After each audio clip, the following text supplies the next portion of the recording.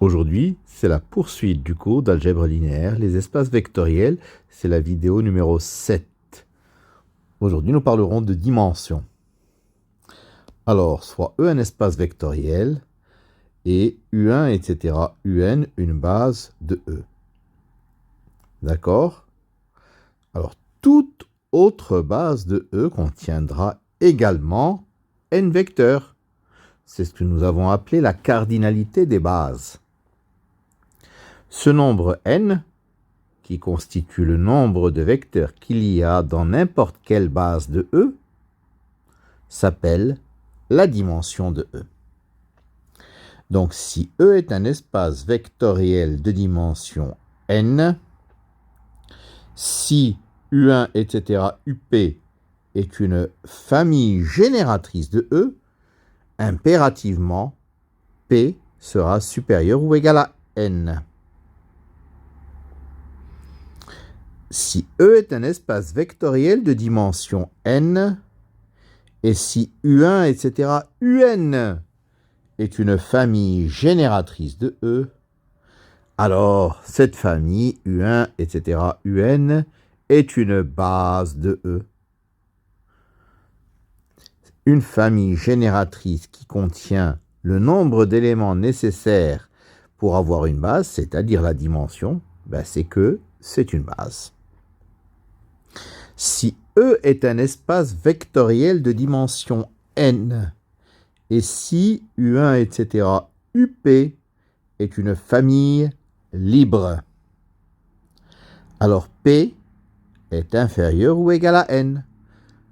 Le nombre d'éléments d'une famille libre est en dessous de la dimension.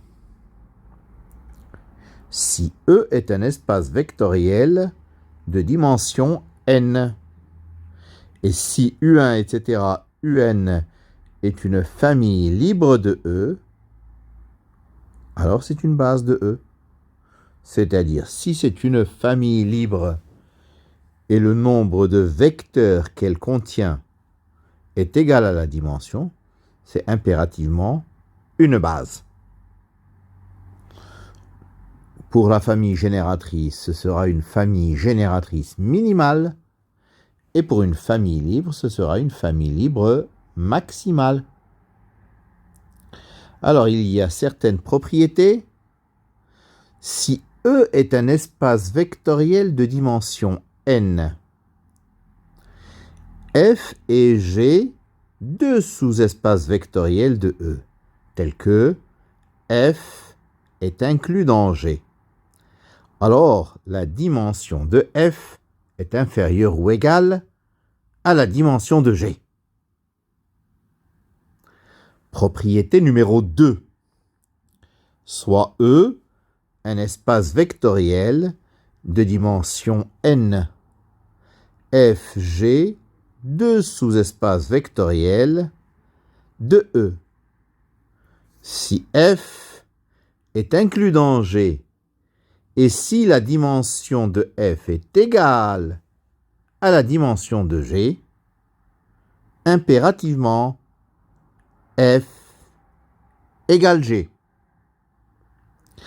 Si un espace vectoriel est contenu dans un autre, et les deux espaces vectoriels ont la même dimension, c'est que c'est le même espace vectoriel. Voilà pour cette vidéo d'aujourd'hui, légèrement plus courte que les autres, mais très synthétique. Je vous remercie de votre attention.